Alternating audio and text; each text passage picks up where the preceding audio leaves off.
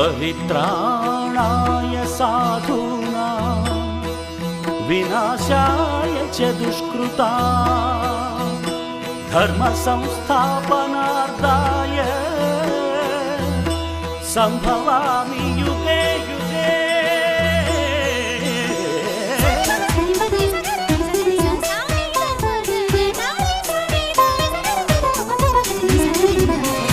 உலகினில் மனிதன் வாழும் வரை ஒவ்வொரு நாளும் தர்மயுத்தம் சுற்றிடும் பூமி ஓயும் வரை ஓய்வின்றி நடந்திடும் தர்மயுத்தம்.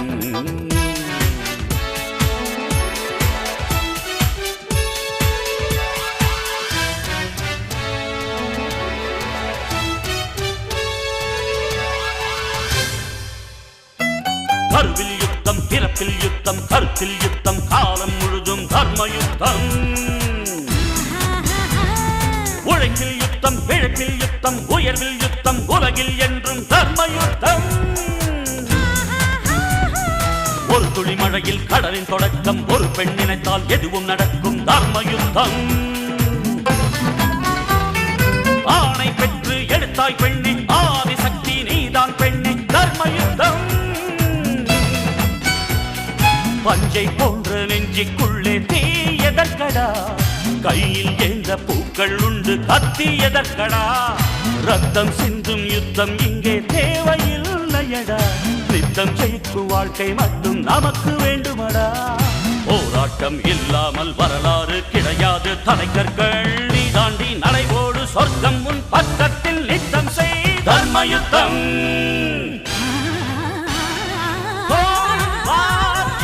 Battle of war, man to man, daily ego war, cold war, it's a slow poison, country to country, it happens often.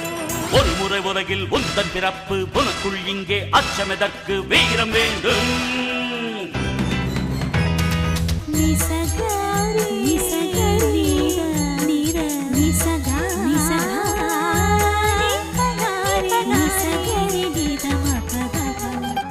மனிதனுக்குள் கடவுள் உண்டு தேடி பாரடா,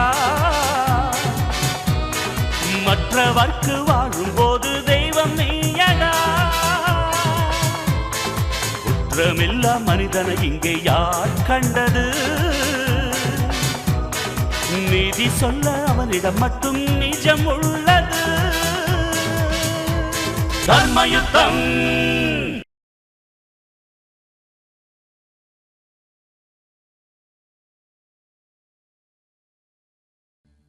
என்னதான் குற்றவாளி ஒப்புதல் வாக்குமூலம் கொடுத்தாலும் குற்றத்துக்கான சூழல், அது கொலை குற்றம்னு வரும்போது கொலைக்கான காரணம், that is motive of murder, இதெல்லாம் போலீஸ் தரப்பில் தெளிவுபடுத்துகிற வரைக்கும் இந்த வழக்கில் அவ்வளவு ஈஸியாக தீர்ப்பு சொல்லிட முடியாது.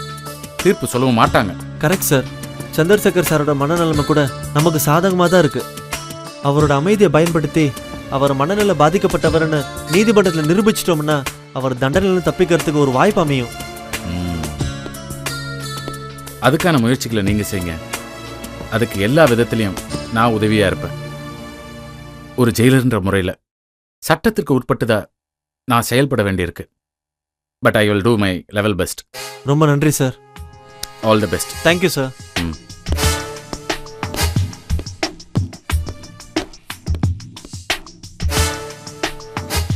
பாவம் விஜய் ரொம்ப கஷ்டப்படுறார். சந்திரசேகர் மட்டும் தான் மனசை திறந்து அவருடைய மௌனத்தை கலைச்சார்னா எல்லா பிரச்சனைக்கும் ஒரு முடிவு தெரிஞ்சிடும். இப்படி மாட்டு அடிக்கிற மாதிரி அடிச்சிருக்காங்க. போலீஸ்காரனுக்கு 1008 பிரஷர். அவன் என்ன பண்ணுவான் பாவம். அக்யூஸ்ட் யாராவது கிடைச்சா குழந்தை கட்டிடுவாங்க. அதுக்காக இப்படி அடிக்கிறது? கண்ணில் விளக்கணை ஊத்திட்டு பகல கண்ணு முழிச்சு ஒரு கேஸ்ல ஒரு குற்றவாளியை பிடிப்பாங்க. அரெஸ்ட் பண்ணி ஸ்டேஷனுக்கு கூட்டு போவாங்க. அடுத்த நிமிஷம் ஒரு ஃபோன் வரும், அவனை விட்டுருங்கன்னு. வேற என்ன பண்ண முடியும் அவங்களால? அந்த நேரம் பார்த்து ஒரு அக்யூஸ்டோ ஒரு ஃப்ராடோ வந்து மாட்டுவாங்க. அந்த கோவத்தை இவன் மேல போட்டு பின்னி எடுத்துருவாங்க. என்ன வர்றவங்க போறவங்களாம் அடிப்பாங்க. என்ன பண்றது? இப்படி உடம்பெல்லாம் ரணமா இருக்கு, எப்படி கேஷுவலா பேசுற நீ? சிங்கப்பூர் போலீஸ்கிட்ட சவுக்கடி பெரம்படிலாம் வாங்கியாச்சு. போலீஸ் அடி பழகி போச்சு. ஒரு தடவை ஸ்டேஷனுக்கு போயிட்டு வரதான் கஷ்டம். அதுக்கப்புறம் அதுவே கவர்மெண்ட் ஜாப் மாதிரி ஆயிடும். சேகர், நான் உன்னை கேட்டா சொல்லுவியா? சொல்லுவானா மாட்டானான்னு சந்தேகம் வரும்போதே எதுக்கு அதை கேட்கணும்? இல்ல, எனக்கு தெரிஞ்சாகணும். தெரிஞ்சுக்கணும் நீ நினைச்சா பத்தாது, தெரியட்டும்னு நான் நினைக்கணும். அப்பதான் என்னால சொல்ல முடியும். அப்போ சொல்ல மாட்டியா?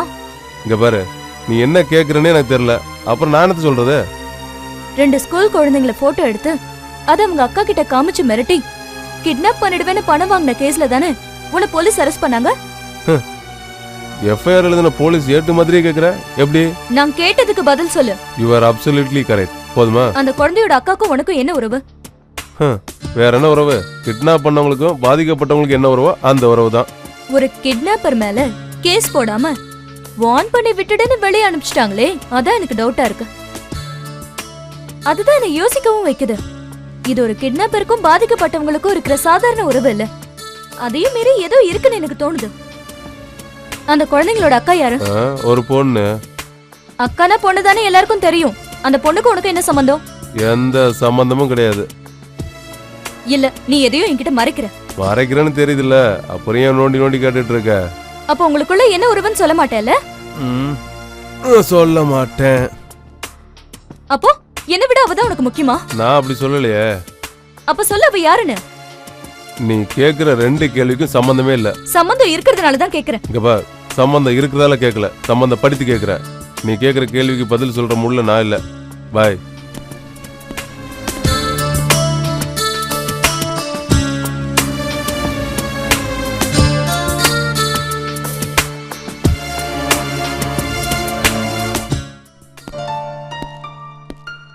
Excuse me. Yes sir. வணக்கம்மா. வணக்கம் மீனா சார். இருக்காங்களா? இருக்காங்க சார், உட்காருங்க சார். சரிம்மா. நான் போய் கூட்டிட்டு வரேன்.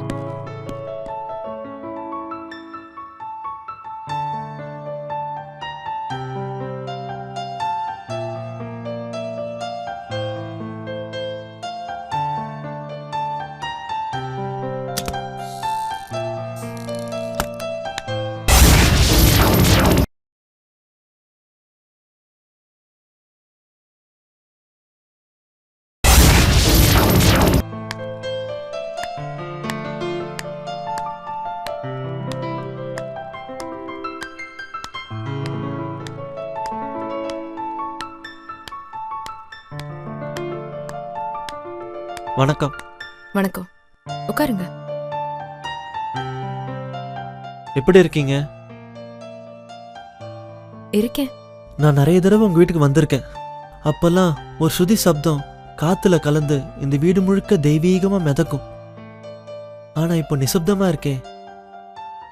இசையே மௌனமான பிறகு ஸ்ருதி எதுக்கு? இந்த மௌனம் நிரந்தரமானது இல்ல. நிரந்தரம் ஆயிடக்கூடாதுன்னு தான் நானும் ஒவ்வொரு நாளும் ஆண்டவனை வேண்டிக்கிட்டு இருக்கேன். இப்பெல்லாம் நீங்க பாடுறதே இல்ல. பாட வர வாய்ப்புகளையும் வேண்டான்னு மறுத்துறீங்களாமே, உண்மையா? நான் பாடினா அந்த பாட்டுல ஜீவன் இருக்காதுன்னு எனக்கு தெரியும்.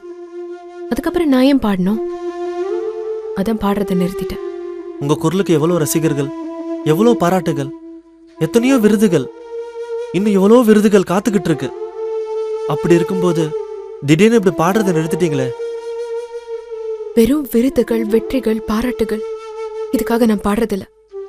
நான் அதை விரும்புறதும் இல்ல. என்ன அறிமுகப்படுத்தின அந்த தெய்வம் ஜெயில் கம்பிகளுக்கு பின்னால கொலைகாரங்கிற பேரோட வெளியில சொல்ல முடியாத மன இறுக்கத்தோட வாழும்போது நான் எப்படி பாட முடியும்? சந்திரசேகர் சார் நீங்க போய் சந்திச்சீங்களா?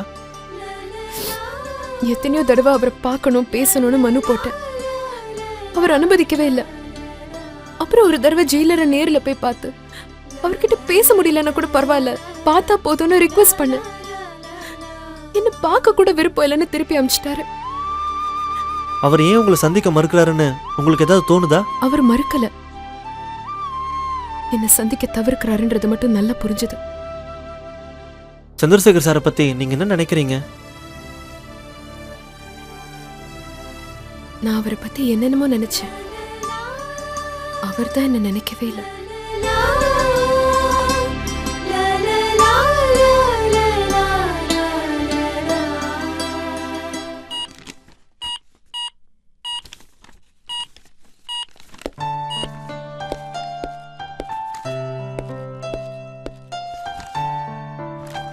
என்னையா என்னாச்சு? சார் 3-4 தடவை ஃபோன் பண்ணேன் சார். அம்மா ஆந்து வெளியில் இருக்குன்னு சொல்கிறாங்க சார். தொழில பங்க்சுவாலிட்டி தான் என் முக்கியம். சொன்ன டயத்துக்கு வரணும். இப்பெல்லாம் சினிமா கரெக்ட் டயத்துக்கு வரவும் மார்க்கெட் இல்லாதவன், லேட்டாக வரவும் மார்க்கெட் உள்ளவன் ஆயிடுச்சு. சும்மா இருக்கிறவங்க கூட லேட்டாக வந்து பிஸியாக இருக்கிற மாதிரி காட்டிக்கிறாங்க. நம்ம ஒருத்தருக்காக 100 பேர் வெயிட் பண்ணுவாங்களே, அது தப்பாச்சுன்னு மனசில் வந்ததுன்னா பங்க்சுவாலிட்டி தன்னால வரும். இன்னைக்கு இருக்கிற சினிமால அடுத்தவனோட கஷ்டத்தை எவன் நினைச்சு பார்க்கறான்? என்னையே பார்த்துட்டு இருக்க? போன்ல ட்ரை பண்ணியா? சார் ஃபோன் பண்ணுறேன் சார். அந்த அம்மா வருமா இல்லைன்னு கொஞ்சம் கேட்டு சொல்லு. கேட்குறேன் சார். నమస్కారం సారే. ജോസഫ് സാർ അമിച്ചത്. നമസ്കാരം. എനിക്ക് പാടാൻ നിങ്ങളൊരു ചാൻസ് തരണം. തമിഴ് എനിക്ക് തമിഴ് പേശ അറിയില്ല, പക്ഷെ തമിഴ് പാടാൻ അറിയും. தமிழ் பேச தெரியுமான்னு கேட்டா, தமிழ் பேச தெரியாது, தமிழ்ல பாட தெரியும் சொன்ன பாரு. I like it. സാറേ, 7ാவது പ്രായം കഴിഞ്ഞത് തൊട്ട് മ്യൂസിക് ക്ലാസ് പോകുന്നു. ഒരു 10-12 വർഷമായി പാടാൻ തുടങ്ങിയിട്ട്. സാർ കമ്പോസ് ചെയ്ത എല്ലാ സോങ്സും ഞാൻ കേട്ടിട്ടുണ്ട്. സാറുടെ സോങ്സ് എനിക്ക് വളരെ ഇഷ്ടമാണ്. എങ്ങനെയെങ്കിലും ഒരു ചാൻസ് കിട്ടിയാൽ വളരെ ഉപകാരമായിരിക്കും. உனக்கு உபகாரமா இருக்கும், ஆனா ஜனங்களுக்கு உபத்திரமாயிடுமே. സാർ എന്നെ കളിയാക്കല്ലേ? ഒരു പ്രാവശ്യം പരീക്ഷിച്ചിട്ട് നോക്കി കൊള്ളാമെങ്കിൽ ചാൻസ് എന്നാൽ മതി. ரோசத்தை பாத்தியா? சரி, உனக்கு தெரிஞ்ச ஒரு தமிழ் பாட்டு பாடு.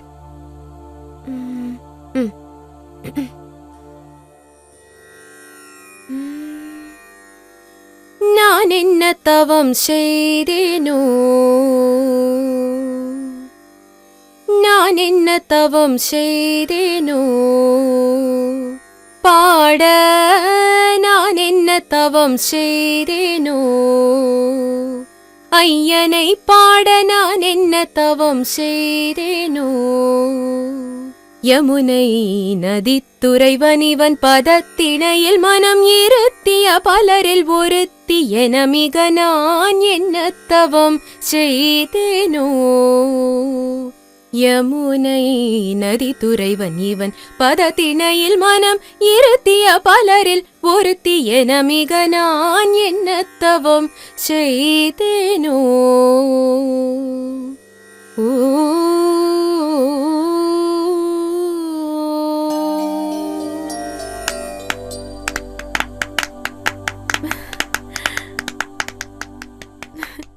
பிரமாதம். உன் குரல்ல ஒரு இனிமை இருக்கு, ஒரு ஜீவன் இருக்கு. உன்னை நான் பாட வைக்கிறேன். தேங்க்ஸ் சாரே. உனக்கு நிச்சய ஃபியூச்சர் இருக்கு. எனக்கு വളരെ சந்தோஷம். தேங்க்ஸ். உன் பேர் என்ன? மீனுக்குட்டி. மீனுக்குட்டி இல்ல, மீனா. Okay, come.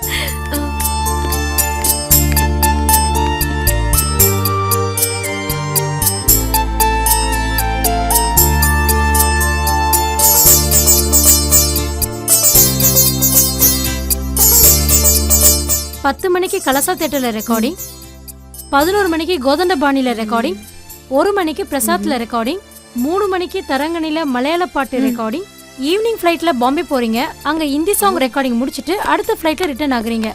நான் ஏர்போர்ட். சார் வணக்கம். வணக்கம். வாங்க இசைக்குயில், இன்னிசை இளவரசி கலைமாமணி அவர்களே. சார், நீங்க என்ன ரொம்ப கிண்டல் பண்றீங்க. கிண்டல் இல்லம்மா, ரசிகர்களும் அரசாங்கமும் உனக்கு கொடுத்த பட்டத்தை தான் சொல்றேன். கூடிய சீக்கிரம் நீ நேஷனல் அவார்டு வாங்கத்தான் போற. உங்க வாய் முகூர்த்தம் அப்படியே நடக்கட்டும் சார். அப்படி நேஷனல் அவார்டு கிடைச்சா அது என் படத்து மூலமா கிடைக்கணும்னு ஒரு சின்ன ஆசை. நீங்க சொல்ற மாதிரி நடந்ததுன்னா நான் ரொம்ப சந்தோஷப்படுவேன் சார். முன்னெல்லாம் மூக்கில் பேசிட்டு இருப்ப, இப்ப அழகா தெல்ல தெளிவா தமிழ்ல பேசுற. சந்தோஷமா இருக்கு சார். எந்த மொழியும் சொந்த மொழியில எழுதி வச்சு பாடக்கூடாது. ஒரு மொழியில பாடுறதுக்கு முன்னால அந்த மொழியை முழுசா கத்துக்கணும். அப்பதான் வார்த்தையோட உச்சரிப்பு எல்லாம் சரியா இருக்கும், கேக்குறவங்களுக்கும் நெரடலா இருக்காதுன்னு நீங்க தானே சொன்னீங்க. அதே ரூல தான் நான் இன்னி வரைக்கும் ஃபாலோ பண்றேன். அதனாலதான் இத்தனை மொழிகளை நான் கத்துக்கிட்டேன். என்ன ஒரு பணிவு. ஆமா, இந்த போஜ்புரி, ஒரியா, உருது, துளு, அசாமி இதெல்லாம் எப்ப கத்துக்க போற? ஐயோ போங்க சார். ஏற்கனவே தமிழ், தெலுங்கு, கன்னடம், மலையாளம், ஹிந்தின்னு ஒரு 5-6 மொழிகள்ல பாடிக்கிட்டு இருக்கேன். தினமும் காரு, பிளைட், ரெக்கார்டிங் ஸ்டுடியோன்னு நாள் போயிடுது. ஆசையா பார்த்து கட்டின வீட்டுல ஒரு அரை நாள் கூட தங்க முடியாத அளவுக்கு பிஸியா இருக்கேன் சார். மீனா, இந்த சினிமால பிஸியா இருக்கிறது ஆண்டவன் கொடுத்த வரமா, அது எல்லாருக்கும் அமையாது. அதை நினைச்சு சந்தோஷப்படணுமே தவிர இப்படி அழுத்துக்க கூடாது. ஒரு 2 நாள் ரெக்கார்டிங் இல்லைன்னு வச்சுக்கா மண்டையை பிச்சுட்டு பைத்தியம் பிடிச்சிடும். ஐயோ சாரி சார், நான் அந்த அர்த்தத்தை சொல்லல, நீங்க தப்பா எடுத்துக்காதீங்க. சரி, உங்க சிஸ்டர் மஞ்சு எப்படி இருக்காங்க? ஐயோ மறந்தே போயிட்டேன். ஏய் வேலுங்க, என்ன ஃபிளாஸ்க் கூட வரீங்க? ஒரு நிமிஷம், நீ போய் ரெக்கார்டிங் ரெடி பண்ணு. Okay sir. 2 நாளைக்கு முன்னாடி ரெக்கார்டிங் வந்தப்போ தொண்டை கட்டிட்டு இருக்குன்னு சொன்னல, ஆமா. நான் இதை போய் மஞ்சு கிட்ட சொன்னேன். அவ உடனே மார்க்கெட்டுக்கு போய் தூதுவளை கறியை வாங்கி சூப் பண்ணி உனக்காக ஃபிளாஸ்க்ல போட்டு அனுப்பிச்சிருக்கா. இதை குடிச்சேன்னு வச்சுக்கா தொண்டை வலிலாம் சரியா போயிடும் அப்படின்னு என் தங்கச்சி சொன்னான். இந்தா.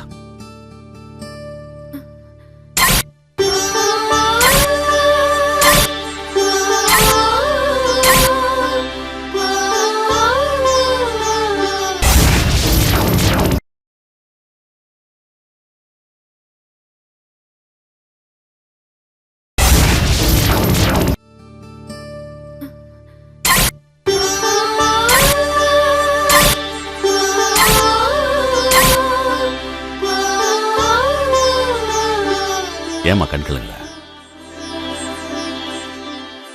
இல்ல சார், எனக்கு ஏதாவது ஒண்ணுன்னா என்னை பாத்துக்கிறதுக்கு யாருமே இல்லையேன்னு நினைப்பேன்.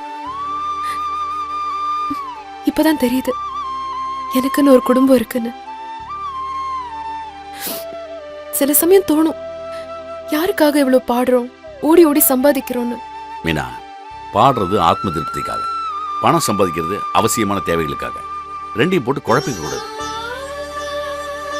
எதை பத்தி நீ கவலைப்படாம வாழ்நாள் முழுக்க சந்தோஷமா சிரிச்சுக்கிட்டே இருக்கணும். உன்னோட சந்தோஷம் துக்கம் எல்லாத்துலயும் பங்கெடுத்துக்க. நான் ஒருத்தர் இருக்கின்றது மறந்துடாத. Thanks sir. நான் ரொம்ப நாளா உங்களை ஒன்று கேட்டுக்கிட்டே இருக்கேன், நீங்க நழுவிக்கிட்டே இருக்கீங்க. என்னது? என் வீட்டுக்கு ஒரு தடவை லஞ்ச் சாப்பிடறதுக்கு வாங்கன்னு கேக்குறேன், நீங்க வரவே மாட்டேங்கிறீங்க. எது? உன் வீடா? நம்ம வீடுன்னு சொல்லு, நாளைக்கே வந்துடுறேன். நிஜமாவா sir? Thank you very much sir. நம்ம வீட்டுக்கு வரதுக்கு எதுக்கு தேங்க்ஸ்? சார் ரெடி ஆச்சு, அவங்க வந்து பாடலாம். சரி போ, வாமா. Sure sir. Just 1 hour work தான். ஓகே.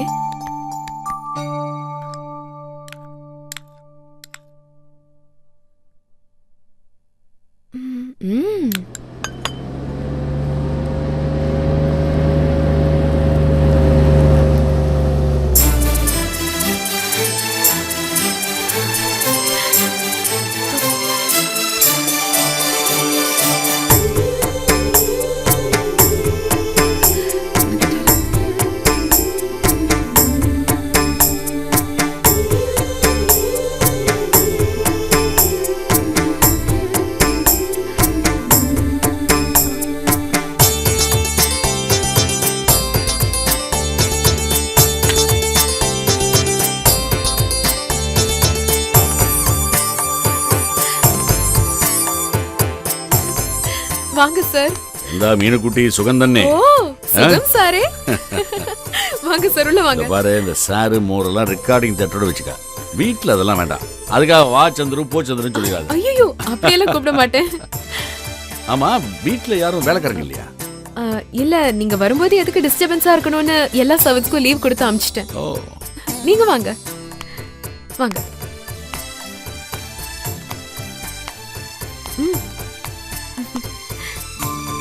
வாங்க உட்காருங்க. எங்க உட்காரலாம்? உங்க இஷ்டம், நீங்க எங்க வேணாலும் உட்காரலாம். நைஸ். அதாவது இந்த சாப்பாடு ஸ்மெல் இந்த டர்னிங்ல வரும்போதே கும்முன்னு இருந்தது. எந்த ஹோட்டல்ல வாங்கினது? ஹோட்டலா? நீங்க இன்னைக்கு சாப்பிட வர போறீங்கன்னு நேத்து ராத்திரில இருந்து பிளான் பண்ணி இன்னைக்கு காலையில நேரத்தை சமைக்க ஆரம்பிச்சு இவ்ளோ ஐட்டம் செஞ்சு வச்சிருக்கேன். இன்னும் அடுக்கலை கூட சுத்தம் பண்ணல. எல்லாமே என் கைப்பட செஞ்சது. எது? உன் கைப்பட சமைச்சதா? ஆமா. அடடா, முன்னாடியே தெரியாம போச்சே. ஏ, முன்னாடியே தெரிஞ்சிருந்தா என்ன பண்ணிருப்பீங்க? துணைக்கு ஒரு ஆளை கூட்டு வந்திருப்பேன். இப்படி தனியா வந்து மாட்டிருக்க மாட்டேன். தனியா மாட்டிருக்க மாட்டீங்களா?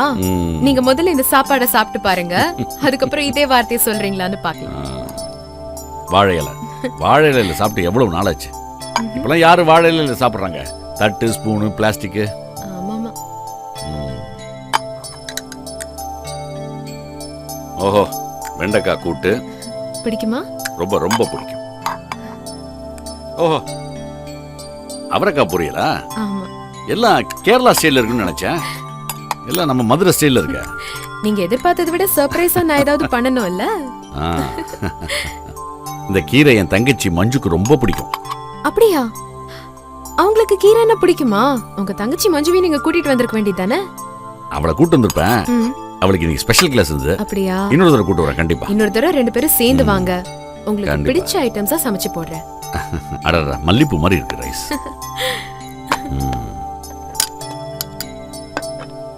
சாம்பார். சாம்பார் என்ன சாம்பார்? பூஷணிக்கா. ஓ, பூஷணிக்கா.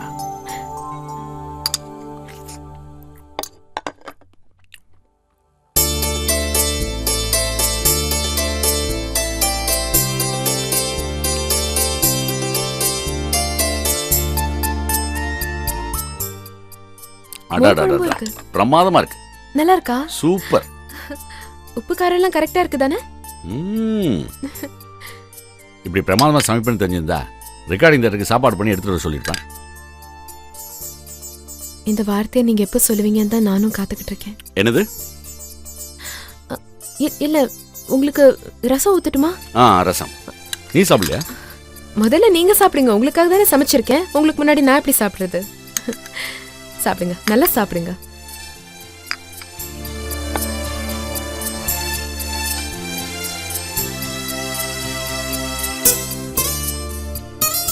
அடடா,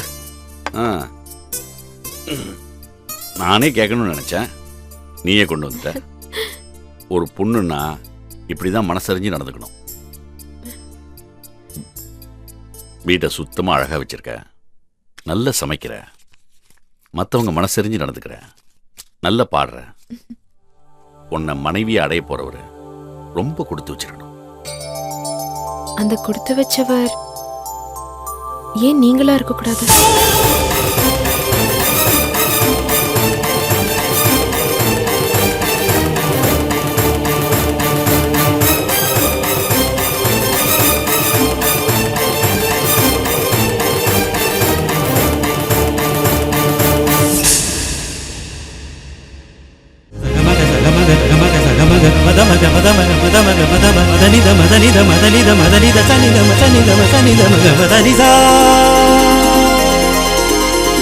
வானத்தில் இருந்து பூமிக்கு வந்தது காலம், வசந்த காலம்.